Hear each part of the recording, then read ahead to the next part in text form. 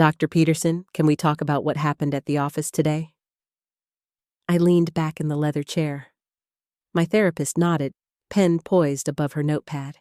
The office smelled like lavender and old books. Outside, rain tapped against the window. This was my sanctuary.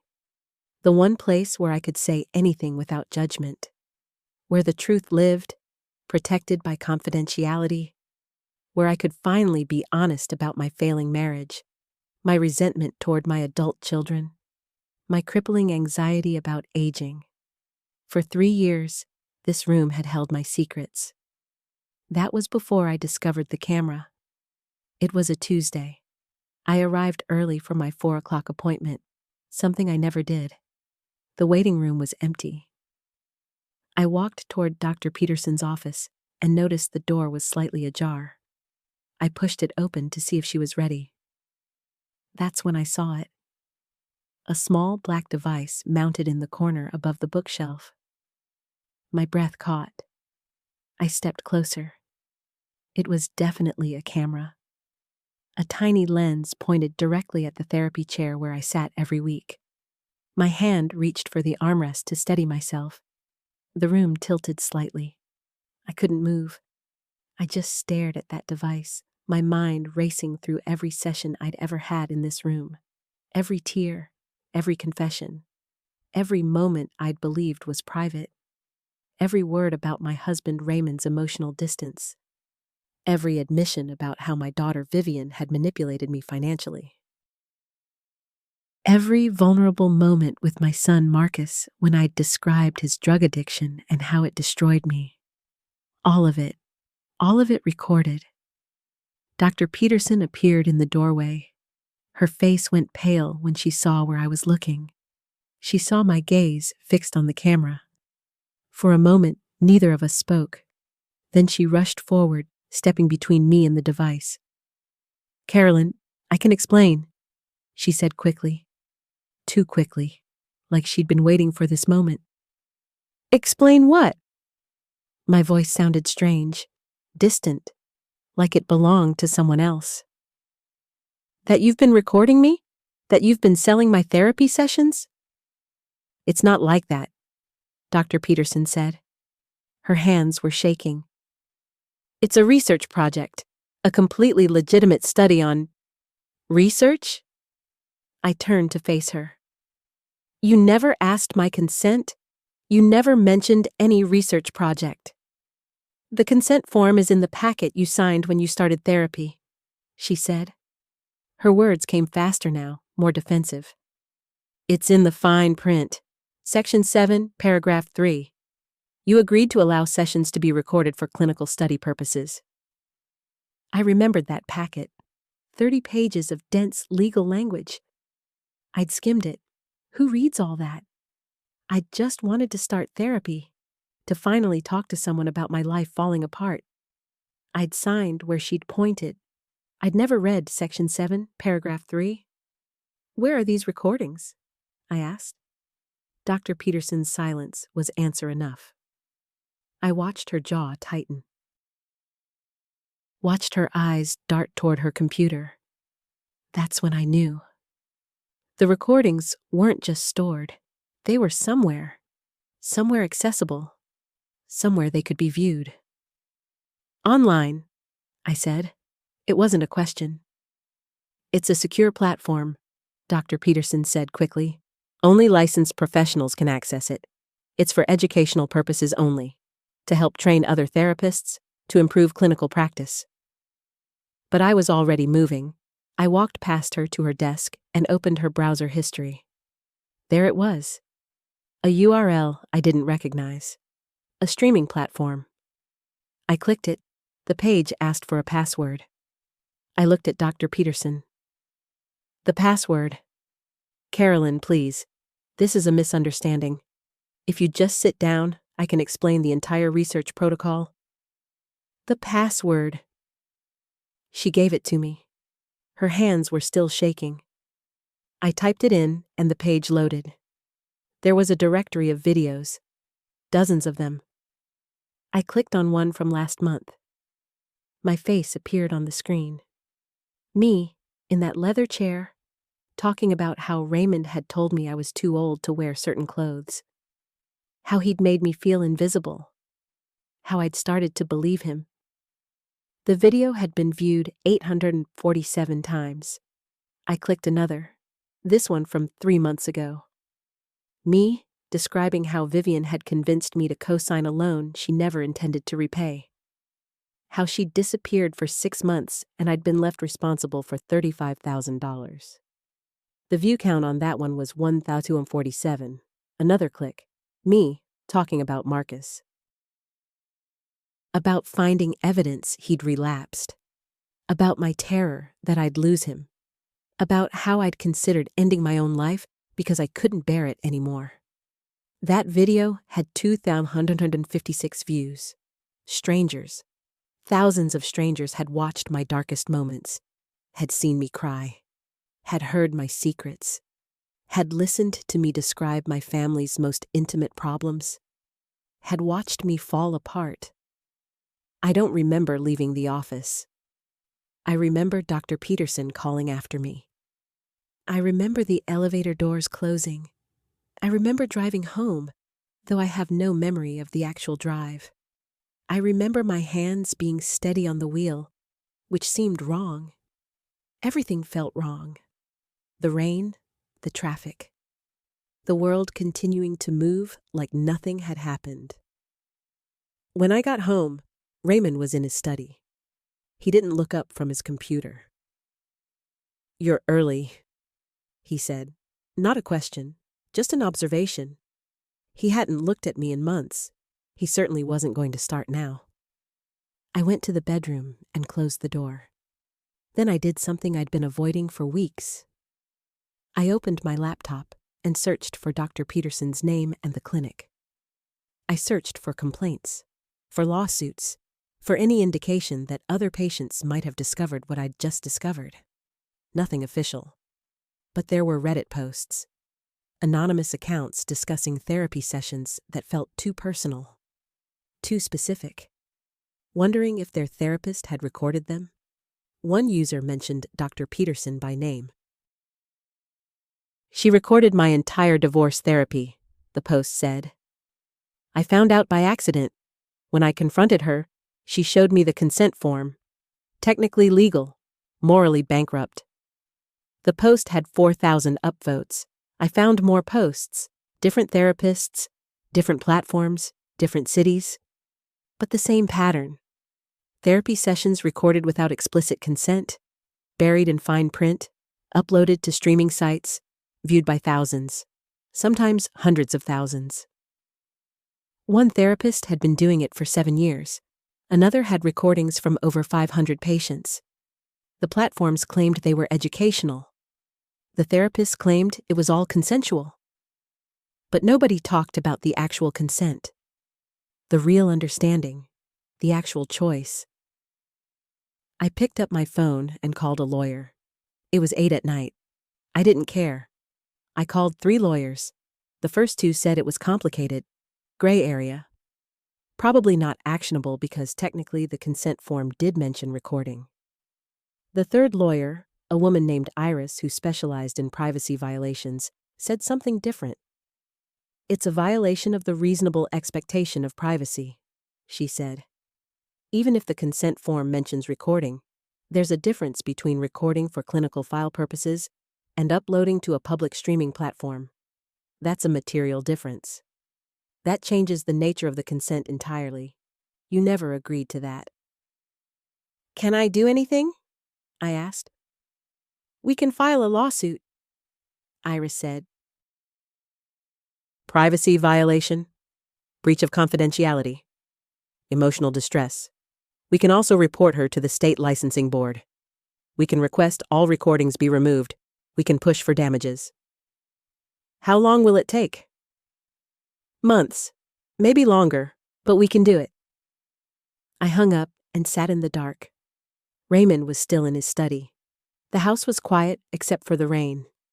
I thought about all those strangers watching me at my worst, watching me break, watching me confess things I'd never told anyone, things I'd barely admitted to myself.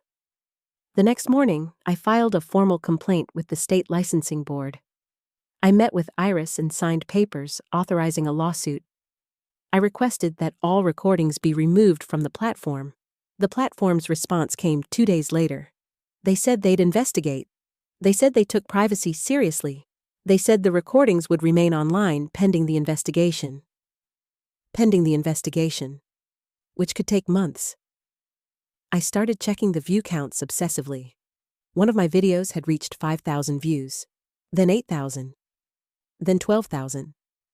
People were sharing them, discussing them, analyzing my therapy sessions like they were entertainment, like my pain was content. I found a Facebook group dedicated to discussing therapy recordings. There were thousands of members. They posted clips. They discussed my sessions. Someone had transcribed my entire conversation about Vivian's financial manipulation and posted it with commentary. "This woman is clearly codependent," one comment said. "She needs to learn to say no," another said. "She's enabling her daughter's behavior," a third said. These were strangers, people I'd never met, people who knew nothing about me or my life, and they were judging me, dissecting me, using my most vulnerable moments as a jumping-off point for their own opinions about how I should live. I didn't eat. I didn't sleep. I just refreshed the view counts and read the comments. It became an obsession, a nightmare I couldn't wake from. On the 4th day, Raymond found me at 3 a.m, still at my laptop. "What are you doing?" he asked. I almost told him. I almost showed him everything. But then I remembered.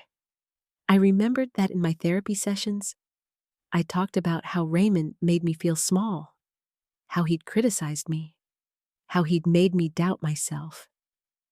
And now, thousands of people had heard those confessions, had heard me describe my marriage as empty, had heard me admit I didn't know if I loved him anymore. "Nothing," I said, "just can't sleep." He left without another word. The licensing board scheduled a hearing for 6 weeks out. 6 weeks. 6 weeks during which my sessions would continue to be viewed. 6 weeks during which more people would discover them. 6 weeks during which the view counts would climb higher. I requested that Dr. Peterson remove all my recordings immediately. She refused. Her lawyer sent me a letter saying that removing the recordings would constitute destruction of clinical evidence and would interfere with the research project. The research project that I had never actually consented to. The research project that was making money off my pain. That's when I discovered the subscription model. The platform had a premium tier. People could pay $9 a month to access unlimited therapy recordings. To watch as many sessions as they wanted. Dr. Peterson's recordings were in the premium section, which meant she was being paid for every subscriber. Iris filed an emergency motion to have the recordings removed. The judge denied it, citing the consent form language. While the plaintiff raises valid concerns about the nature of consent, the judge wrote, the contract language does permit recording, and the platform's terms of service do permit educational use. Educational use. Like my marriage falling apart was an educational tool. Like my son's addiction was a case study. Like my terror and confusion were meant to teach people something. I started getting messages. People who'd watched my sessions. Some were supportive. "I went through something similar," one message said. "Your story helped me realize I wasn't alone." Those messages hurt almost as much as the cruel ones, because they meant my pain was being used. That my vulnerability was being weaponized into something that looked like community, but was actually just exploitation with a sympathetic face. Other messages were vicious. "You're pathetic," one said. "You can't even keep your own family together," another said. "Your son is a junkie because you're a terrible mother," a third said. I changed my phone number. I deactivated my social media accounts. I tried to make myself invisible. But the videos were still there, still being watched, still generating revenue for Dr. Peterson and the platform. 2 weeks into the nightmare, I was at the grocery store when someone recognized me.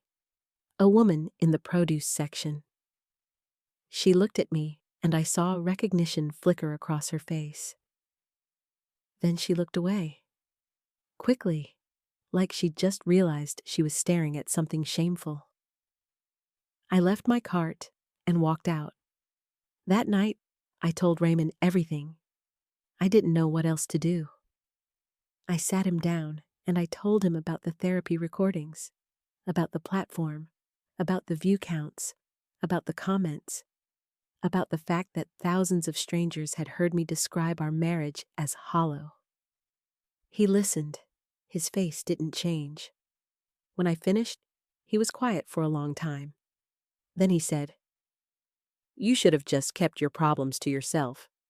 Not, 'That's a violation of your privacy.' Not, 'That's horrible.' Not, 'How can I help?' Just that. You should have kept your problems to yourself." That's when I knew. That's when I understood that my marriage had been over for a long time. I just hadn't wanted to admit it. I filed for divorce the next day. Vivian called when she heard. "Mom, what are you doing? Dad is a good man. You're throwing away 30 years. "I'm throwing away 30 years of feeling invisible," I said. "That's dramatic," she said. "You're overreacting." I didn't tell her that I knew about the loan, that I'd seen the bank statements during my therapy sessions, that I'd finally looked at the evidence instead of just accepting her excuses. I didn't tell her that she'd heard me confess all of that to Dr. Peterson, that she'd known I was vulnerable, and she'd exploited it anyway by pretending to be confused about the loan situation. Actually, wait, I didn't know that Vivian had seen the recordings. I didn't know if she even knew they existed. But in that moment, I realized something. I realized that I'd been keeping secrets to protect people who didn't deserve protection. I'd been silent to maintain relationships that were already broken. "I'm not overreacting," I said. "I'm finally reacting appropriately to a situation I should have addressed years ago." She hung up on me. Marcus called the next day. "Mom, Dad says you're divorcing him because of therapy? That doesn't make sense." "It's more complicated than that," I said. "Is this because of me?" he asked. His voice was small, scared. "Because of my addiction? No, baby, this isn't about you. This is about me finally understanding that I can't save everyone, that I can't fix everything, that sometimes I have to save myself." He cried. I cried. We talked for 2 hours. For the first time in years, we actually talked. Not about his addiction or my fear or his failures. We talked about us. About how much we loved each other and how broken we'd become trying to fix things that were never ours to fix. "I'm going back to rehab," he said. "Real rehab this time. Not just because I'm desperate, but because I want to get better for me, not for you." "I'm proud of you," I said. "I know," he said. "You always have been, even when I didn't deserve it." The lawsuit moved forward. Iris was relentless. She filed motion after motion. She deposed Dr. Peterson.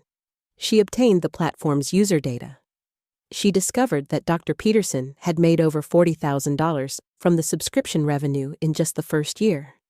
She discovered that Dr. Peterson had uploaded recordings from over 300 patients. She discovered that the platform had no actual oversight, that anyone could upload therapy recordings, that there were hundreds of therapists doing exactly what Dr. Peterson was doing. The case became bigger than just me. Other patients came forward. Dozens of them. Then hundreds. A class action lawsuit was filed. The media got involved. News outlets started investigating. The story became national. 6 months after I discovered the camera, Dr. Peterson's license was suspended pending a full investigation. The platform removed all therapy recordings and issued a public apology. They claimed they'd been unaware that the recordings violated patient privacy. They claimed they'd relied on the therapist's representations that consent had been obtained. They offered refunds to all subscribers. 9 months after I discovered the camera, the state licensing board ruled that Dr. Peterson had violated patient confidentiality, that she'd engaged in unethical conduct, that she'd exploited her patient's vulnerability for financial gain. Her license was permanently revoked. 1 year after I discovered the camera, I settled the lawsuit. The settlement included a substantial financial award. It included a public apology from Dr. Peterson. It included a commitment from the platform to implement new safeguards. It included a requirement that all recordings be destroyed. But it didn't include what I actually wanted. It didn't include the ability to go back in time. It didn't include the ability to undo the fact that thousands of people had watched my breakdown. It didn't include the ability to unsee those comments. It didn't include the ability to trust a therapist again. Because that was the real damage. Not the financial loss. Not even the violation of my privacy. The real damage was that I'd been robbed of the ability to be vulnerable without fear. I'd been robbed of the ability to trust that my secrets were safe. I'd been robbed of the ability to believe that there was any space left in the world where I could just be myself. I didn't go back to therapy. I couldn't. The thought of sitting in a room with a therapist, of opening up again, made my skin crawl. Instead, I started writing. I filled notebooks with everything I'd never said, everything I'd kept locked inside, everything I'd been afraid to admit. I wrote about my marriage, about how I'd stayed because I was afraid of being alone, about how I'd made myself smaller and smaller until I almost disappeared, about how I'd let Raymond's indifference define my worth.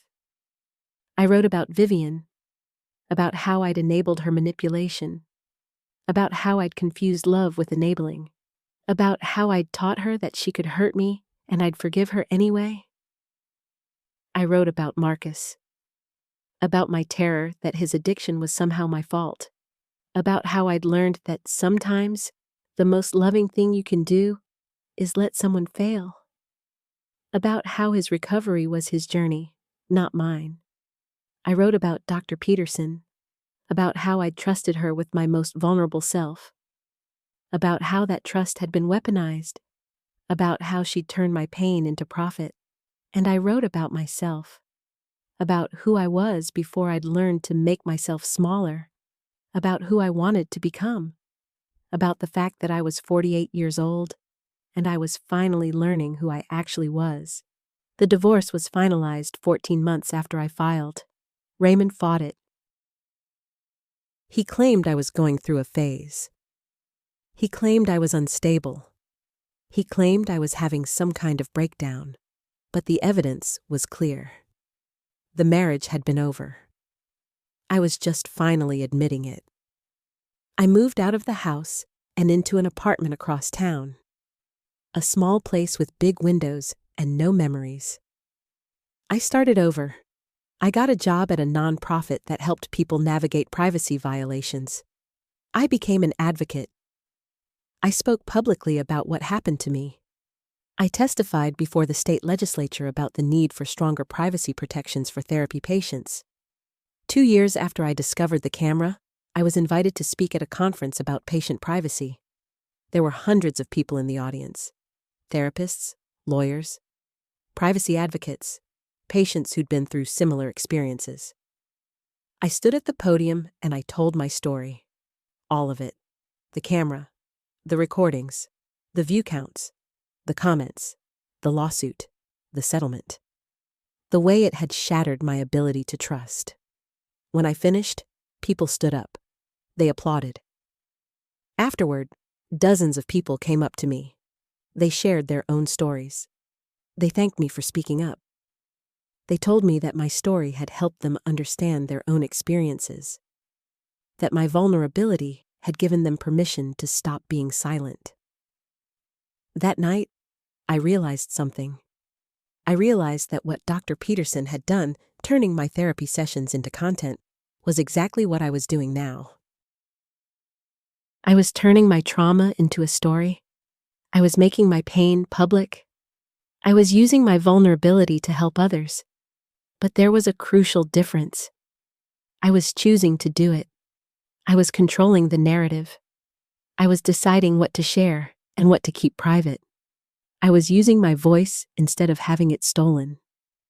That's when I understood that healing wasn't about forgetting what happened.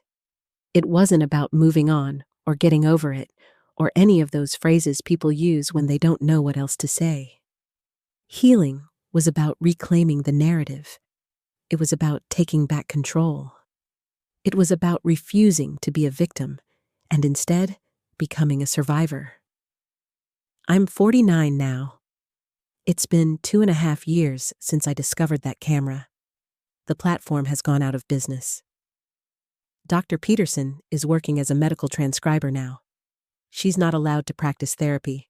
Some of the other therapists who are uploading recordings have had their licenses revoked.